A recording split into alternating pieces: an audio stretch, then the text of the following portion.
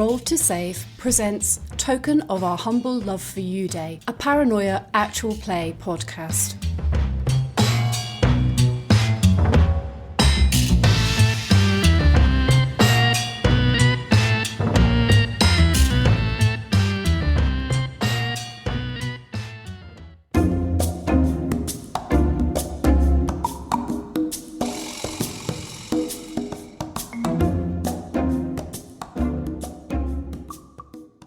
Previously on Token of Our Humble Love for You Day, the team managed to extricate themselves from the power plant with a minimum of casualties and then spend some time exploring Comp Node RYI. This ends with Charlie making a death or glory run towards it and realising quite how advanced the firepower protecting a Comp Node actually is. The team then decide that their time would be better spent exploring the nearby studio, and Lyric manages to make friends with John Y there and interviews him, bargains over some snacks, and then leaves. The team then have some fun putting passwords in on the door to the hangar that results in some death, some bloodshed. Lyric uses her mutant powers to make things worse. Phoenix tries to use his mutant powers and ends up killing himself, and Adrian uses his mutant power to open the door to the hangar. We now join them as they're beginning to enter hangar RYI.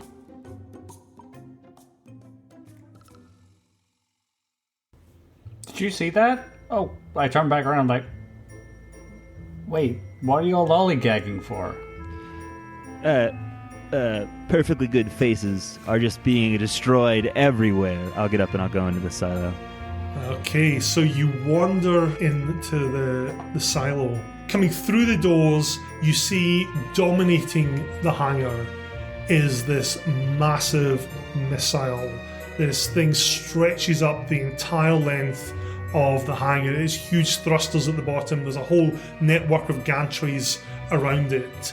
And it ends at the top of the ceiling, in which there appears to be a round metal disc. And down the side of the missile, it says LGM-30G. And there's also this weird little symbol. It's like a rectangle. And the top quarter appears to be another little rectangle that's blue with all these little stars in it. And across the main rectangle, there's 13 stripes, some of which are white, some of which are a sort of faded pink looking colour. There's also, off in the top left-hand corner of the room, there is what looks like a control room of sorts. You can see there's a plasticsteel glass window there, and the doors are sealed shut. There's laser cannons mounted above them, and there's half a dozen dead army goons on the floor in front of this door. The tiles are all scorched by lasers, and there's a single scrub bot valiantly cleaning around them. You can see through the shielded glass an ultraviolet high programmer who appears to be turning over a series of playing cards, and on these playing cards there appears to be printouts of you doing various things around the sectors. So there's a playing card that has Lyric being attacked by the women in power services.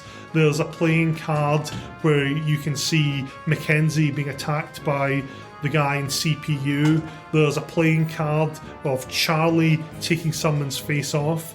There's a playing card of Adrian being electrocuted by the door. There's just several playing cards of Blake chatting to people walking around the silo. And there's various playing cards of Phoenix holding his hands up looking dramatic in various different positions.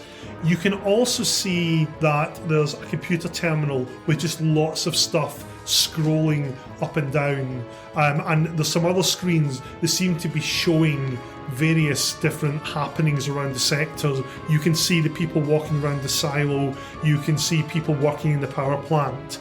Also, there's a dusty plaque in the wall that says 342nd Missile Wing San Antonio. The final thing in the room is there's a walkway around the missile itself. This walkway has an elevator that leads up onto the first rung. There's also some ladders that lead up there.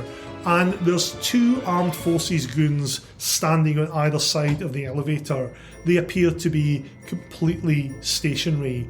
And in the platform above where the elevator leads, you see that woman that you recognise as Laura G.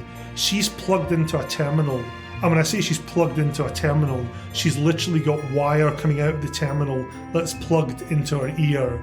Her eyes appear to be glowing green in time with all the data is scrolling in the screen.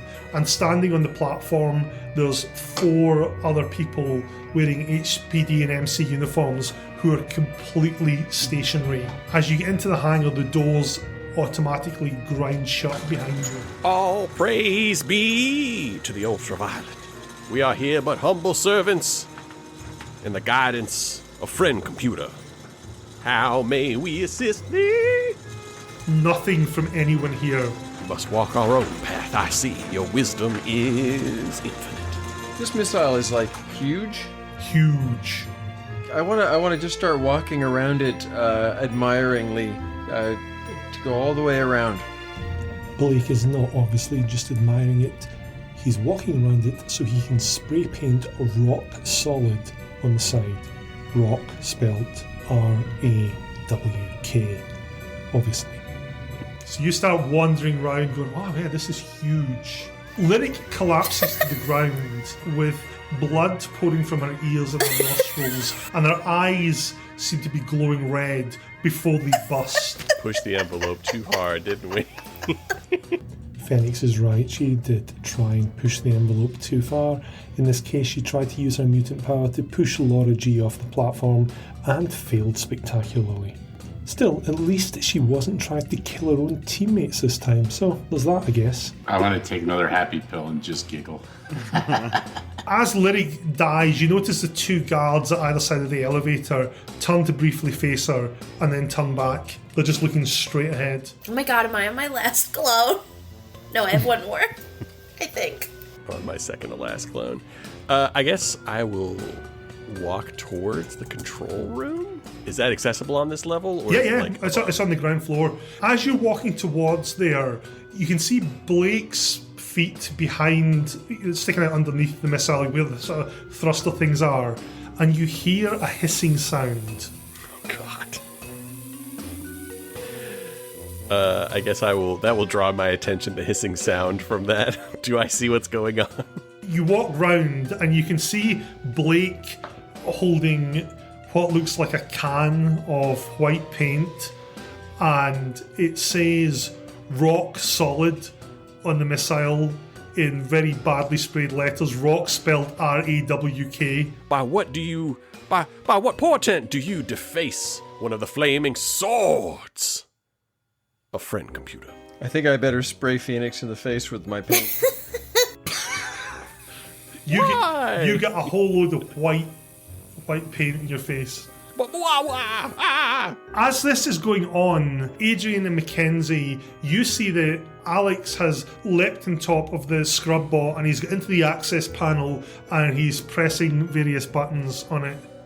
Charlie is attempting to program the scrub bot to go up to the elevator and treat all military personnel as unclean and to clean with great prejudice. That guy. The scrub bot doesn't appear to be resisting. What do you think he's doing? I think you just let him do his... I think we let him do his thing. I think he reacts badly when people distract him from his interfacing. I will continue to walk up to where the high programmer is. So you walk up to the glass. The glass is probably 10 feet along. It looks absolutely solid. There's a few dinks in it here and there, but you notice the door itself, it's the one, there seems to be laser blasts on it, but as I said, there's 6 dead armed forces goons lying underneath it. All appear to have been shot by the 2 laser cannons that rotate in your direction as you get close to them. You notice that the high programmer appears to be like tapping fiendishly at his computer as he's turning over these cards, and he appears to be really, really concentrated. Okay, I will back off and then I'll knock on the window and sort of just wave goofily at him. He waves a hand over his shoulder in a begone universal gesture. At that moment, Charlie jumps off the scrub bot, clearly confident in whatever maintenance he's done. He stands down, dusts his hands off, and the scrub bot goes hurtling towards the 2 people by the elevator. At this moment, Lyric, you come in the hangar. The doors open briefly to let you in. You think You guys think that I'm the monster? Oh, you haven't seen a monster until you've met a scrub. So this little scrub bot goes towards the two people at the elevator. They do not move until the scrub bot reaches out with a wire brush attachment and slams it into the kneecaps of one of them, and he goes down to the floor soundlessly, actually. And at that moment, the scrub bot's cleaning, buffing attachment comes down onto the face of the guard, and there's a horrible whirring sound. Blood goes everywhere. He doesn't even seem to scream. And as that goes on, the other one pulls out his laser and shoots the scrub bot. It makes that noise R2-D2 makes when he gets hit by a laser in Star Wars, and shoots back against that. Thank you, Perversity, for that noise. Shoots back against the hangar wall and explodes. Ah, noodles. I was hoping we could take both of them out. Phoenix, you've got the paint out of your eyes at this point, and you can see as you look up, because you hear this kind of wet, squelchy sound. Blake is using his mutant power of adhesive skin to climb the side of the missile for more spray paint related antics. And you can see Blake kind of halfway up the missile. He doesn't appear to have any climbing equipment and just seems to be making wet, squelching sounds as he goes up there. Oh god, he's having sex with the missile. What profanity! And I'm going to take my laser out and attempt to shoot. Charlie, you feel Mackenzie pat you in the back. Mackenzie has slapped a sticker onto Charlie's back saying, "Go forklifts." Those PLC guys in the sense of humour, right? Phoenix, roll your laser weapons. Nothing like shoot. I mean, I got to do what I got to do in shooting a laser. Ooh. At a warhead. At a warhead. So you let rip your laser weapon. Adrian, what are you doing? I'm definitely not getting shot by turret. I am walking back to... Is there any way to get up on the walkway? There's an elevator there where there's one of these goons next to it. So there's no other way up there. There's a ladder as well. I will try and sneak up the ladder while this distraction's been going on. You can roll stealth for me, or there's some sort of sneaky skill. I can never remember what it's called. I think it's called sneaking, conveniently enough. It's actually called sneaking, yes. So you can roll sneaking. Right, excellent. Oh, wow, sneaky indeed. Mackenzie, what are you doing? I just went up to, like you said, I went up to Charlie, patted him on the back, say, "Hey, great job with what you're doing. Fabulous job." Okay, Lyric. Can I go over to the control room? You can. I'd like to try to get in. There is a bunch of dead bodies in front of the door. There is a keypad, but there's also 2 laser cannons. I'm gonna risk it. What's your plan? Just so I would like to try to hack the keypad. Do you have the hacking skill? I do. Excellent. Well, we'll come back to that in just a second. Charlie, you approach the fallen armed forces guy. Dare I ask, what is your plan here? Well, I'm glad you asked. Some crazy guy around here is stealing faces, so I wanted to make sure no one was going to take this guy's face.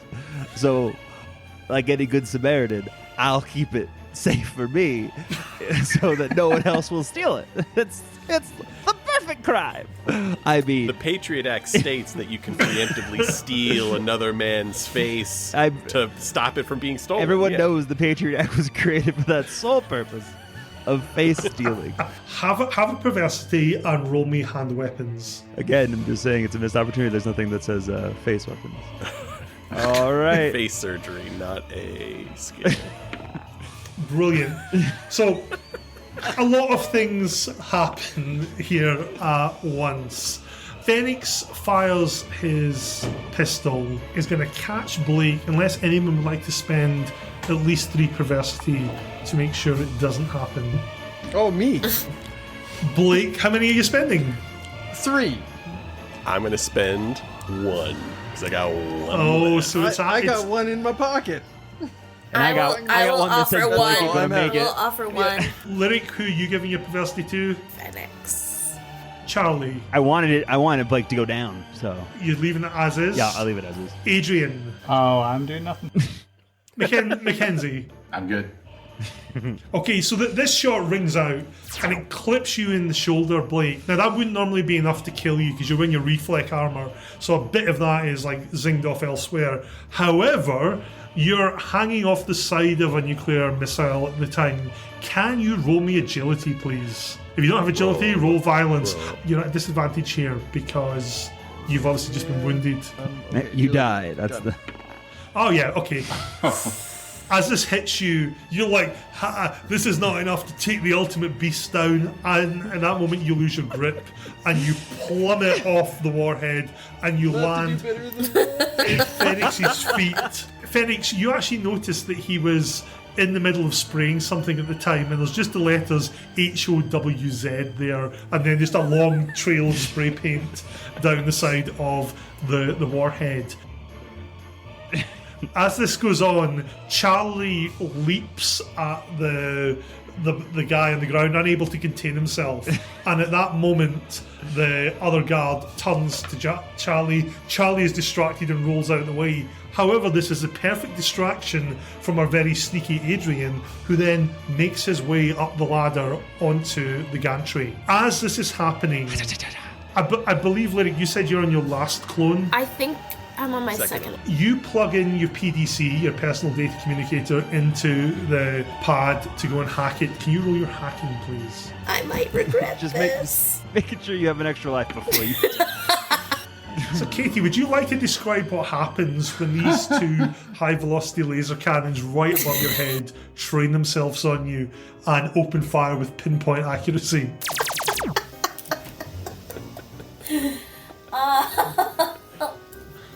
I imagine that Sarah McLachlan song from all of the sad dog commercials starts playing.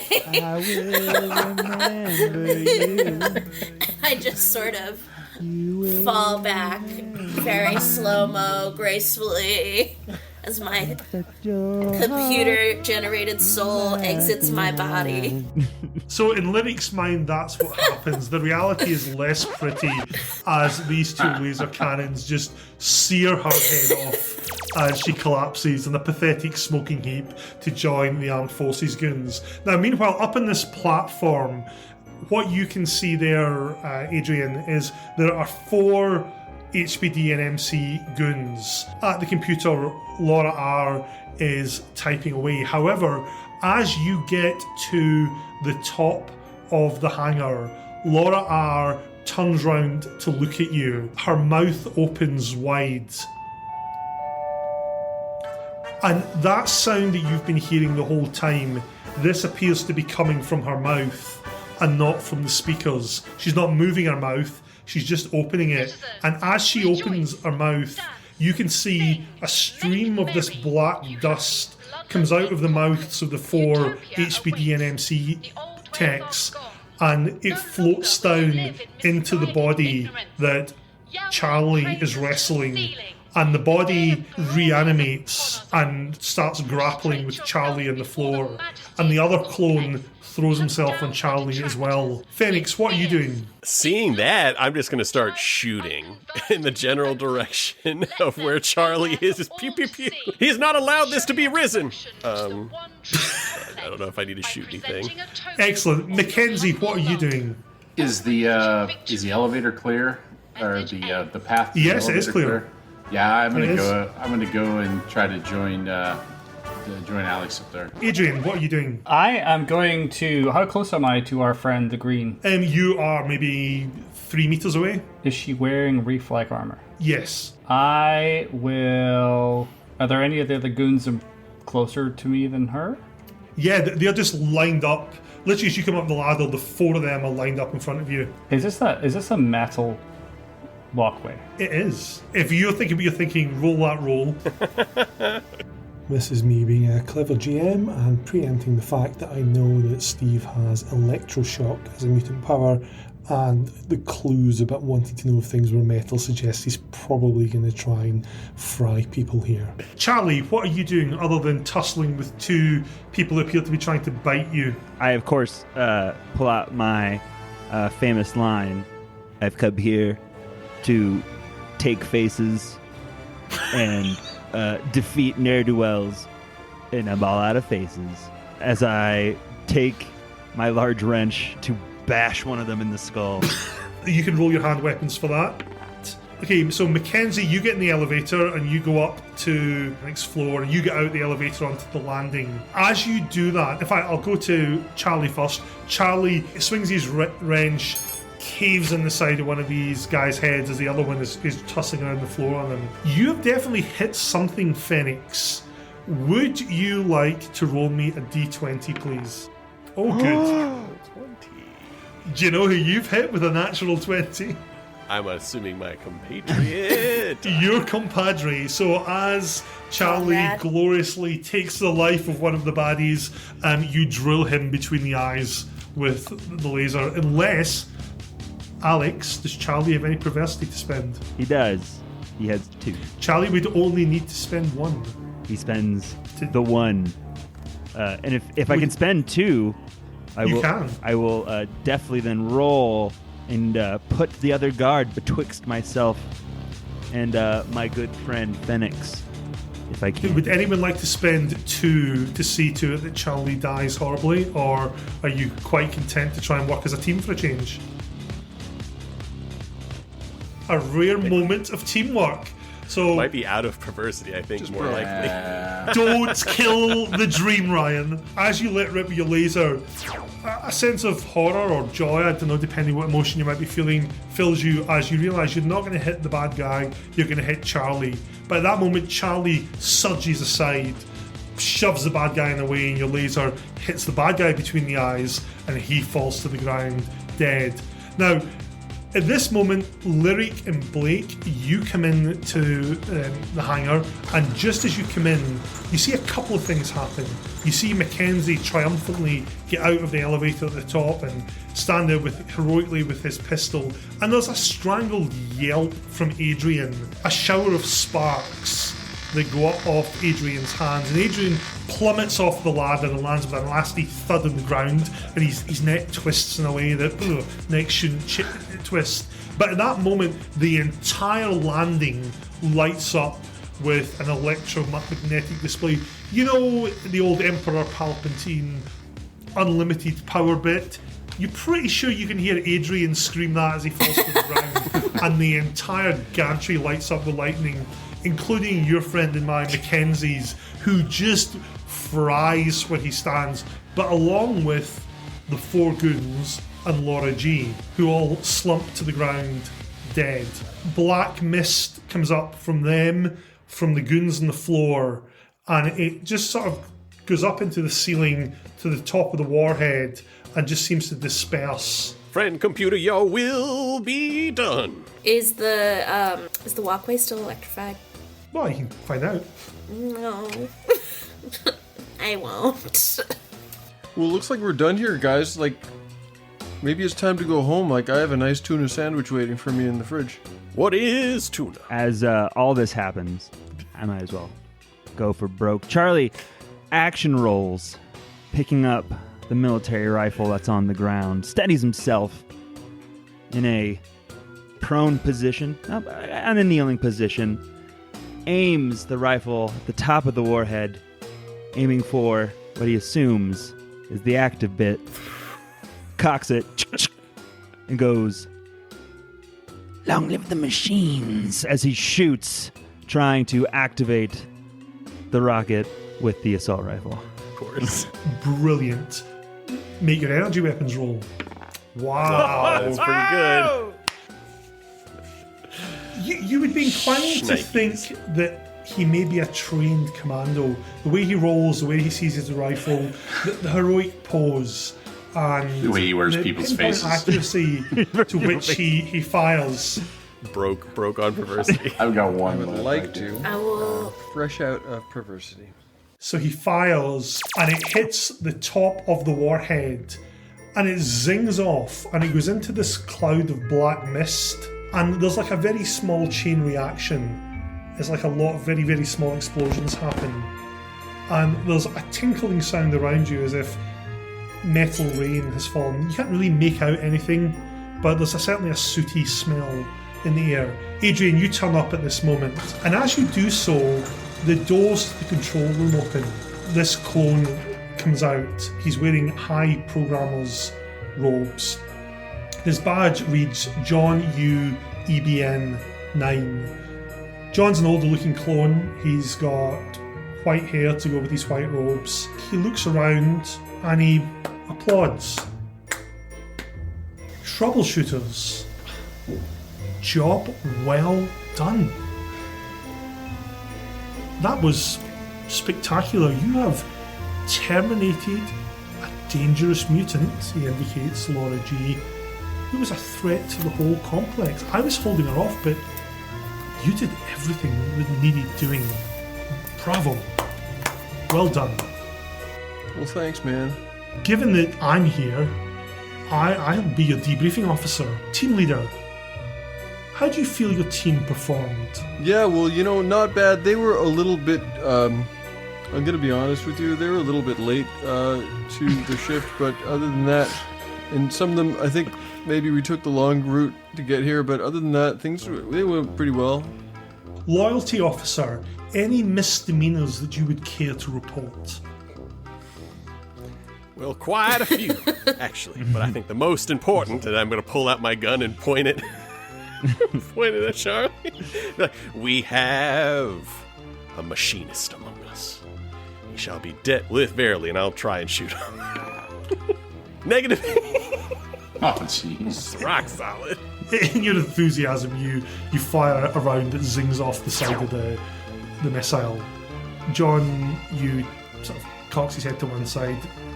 Your report will suffice. Tell me what you mean by a machinist. We all serve friend computer, but he attempted to detonate the nuclear device by shooting its apex. Oh, surely you did. And then said something along the lines of down with meats and, I machines deactivated that weeks ago. That's not a threat. Oh, he did not know that. But, yes, well noted. Thank you, loyalty officer. Equipment guy, how did the team's hardware perform on this particular mission? He pulls out a pair of now very bloody, very rusty wire strippers. Most of the equipment was damaged in a Herod 4 Tucson explosion that was completely unavoidable. Many clones, including all equipment worn by those clones, were decimated by a number of rounds, both ultraviolet and otherwise. I would also like to point a severe lack of faces that were given out, and how I plan to rectify that. Yes, I saw some of that from the cameras. Happiness officer, note down course of medication for Charlie R. I got it down. Which happiness officer, how did you feel the general morale of the team was? We were really happy. We were really happy all the time. Of course. Except for when Lyric's eyes glowed and when Charlie was cutting faces off, but he was like, I was happy having when a he great did time. that. Yeah. He was like extra happy when he did that. But overall, we're really happy. And I'm going to take another pill. Would you like a pill? Here, have a pill. I'll take one. I'm happy. I will take I'll one. take one too. There's two free. I will take one. I will You take as too, many as you Lyric. got. It's pillow clock. Yeah. It's always pill pill 30. 30. Time to crack a cold one with the boys. I'll be like, Hygiene officer, pills for everyone. Pills for everyone. how did you think the team's hygiene impacted the performance? Let's face it, they were probably the dirtiest bunch that I've ever worked with, and that's saying a lot. I mean, between the blood and the guts everywhere, the lack of decontamination, they just weren't very good at all that. Who knows? I mean, obviously, most of their clones kind of bought it after these things happened, so, they're probably pretty clean now, but at the time, pretty gross. Pretty gross. So you're saying you didn't do your job well? Oh, I would say that I did the best that I could whilst dealing with this threat that we managed to accomplish, which was clearly the biggest threat to the entire complex. Then, hygiene was something that I took seriously. Interesting. Recording officer, do you have any particular moments you would like to play back?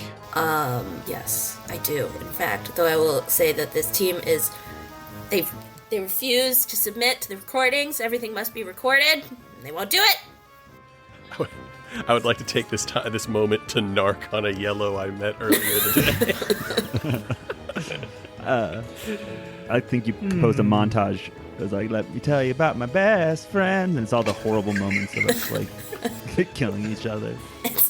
So what does your montage have in It's it? just a montage of when we were at the warehouse when Charlie was talking about the forms with that woman and said flaws, but it's just a cut up to say every time someone says computer flaw, computer is flawed.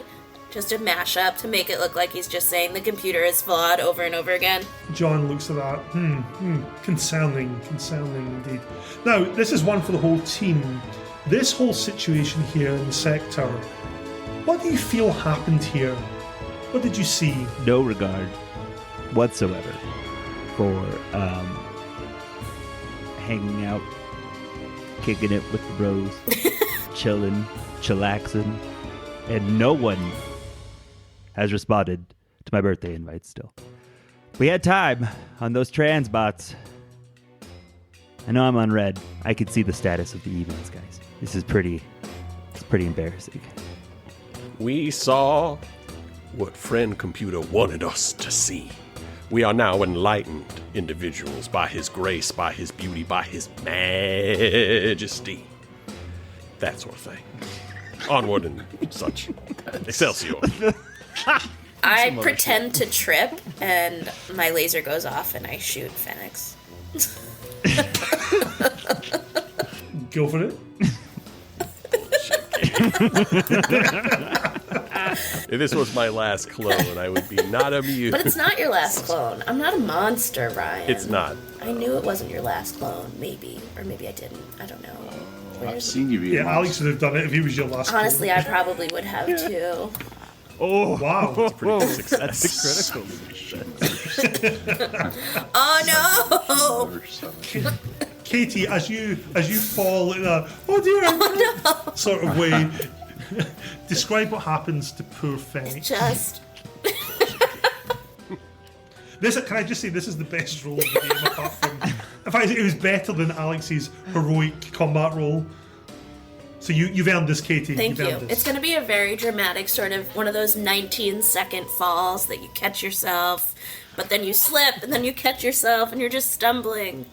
And then I sort of aim very perfectly at the last second, and I think it's just going to go right through the ear and out the other side. Everyone, my best friend from college. I was in his wedding. So it is, as Lyric picks herself up, like, oh dear, there's been a terrible accident. John Yu seems completely unmoved by this, and he just looks at Lyric and says, have you finished? I'm very clumsy. I'm sorry. It was an accident. What do you think happened, Lyricard? Here? Yes. Only the computer knows, sir. Only the computer knows. Well, I guess with Phoenix, you could say that sometimes things go in one ear and out the other. And then he freeze frames like the end of an episode of Cheers, like. But obviously, filmed before a live studio audience. The rest of you, team leader, what do you think you've seen here? You know, it's just kind of it's just a regular old work day. You know, we took care of business, and we're going to go back and have a nice tuna sandwich. Team played great. Okay. I turn to whoever's standing closest to me, and I say, I threw out his sandwich. And I whisper to her, and I go, I made him another one just in cases. It's out of faces. He won't know. It's mixed with mayo. It's a tuna face salad sandwich. Yeah, it's an open face sandwich. You want to go where everybody knows your name. Hygiene officer, what have you seen here, aside from the woeful hygiene of your team that could have impacted the success of the mission? We are just mere red troubleshooters doing what the computer wants. Let's face it. We're too ignorant and stupid to actually realize what's going on here. That's more your business, sir. Something going on here that we just dealt with. Well, with that in mind, who do you feel performed best and worst in your team? I'm gonna go ahead and nominate myself for the best. I'm not asking you, Lyric, I'm asking Adrian. Nominate myself for both simultaneously. I mean, honestly, that's real. It's clearly Phoenix, obviously. You know, I mean, honestly, Phoenix was the real happiness officer, keeping the morale up, I would say. And who was worst? Probably, let's face it. That'd probably be our team leader, but let's face it. He really couldn't find his way out of a paper bag. Team leader, how do you answer that? Who do you think was your best team member and who was the worst? Well, yeah, I don't like to blow my own horn, but that I am the team leader, and this is a successfully led team today, so I think that speaks for itself.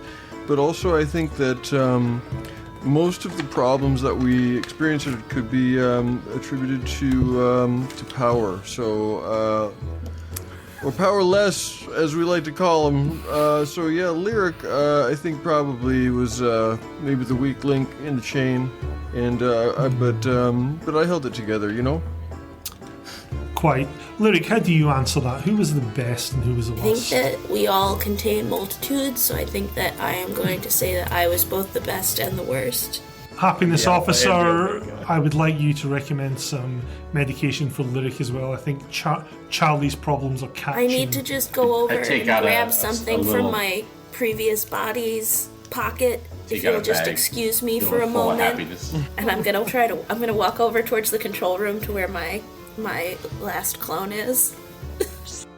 Okay, as you go to do that, the doors to the hangar open and Phoenix comes back in, but Phoenix appears to be carried by 2 internal security blue troopers, and there's another team of blue troopers there. John Yu puts his hand in Lyric's shoulder, says, "Please come in. You're going to all get your reward for your service to the computer and the complex." And as you are all brought into a little circle, one of the internal security troopers turns around and says, "Okay, have you got the whiteout?" And one of them produces what looks like a massive aerosol canister. Says, "Close your eyes, troubleshooters, this might sting," and sprays this. As they spray it, you start to feel a very happy, warm glow as you slump into unconsciousness. The memory of, really everything that's gone before begins to fade into blackness. And as this happens, it's another beautiful Alpha Complex day, and the lights are shining brightly as they always do, and we find ourselves in the presence of Troubleshooter Rapid Response Team 413. These brave agents, the computer's elite, are gathered outside of PLC Supply Depot number 491 in RYT sector. Why are they here? Well, it just so happens that PLC Supply Depot number 491 is a front for members of the secret society, the Mystics, who are using it to distribute a new drug known as Whiteout that is sweeping the complex. So before they kick the doors in to execute what is no doubt a flawless and well-considered plan to bring justice to the computer's enemies, let's take a minute to meet them, shall we? And the camera slowly starts to fade to black.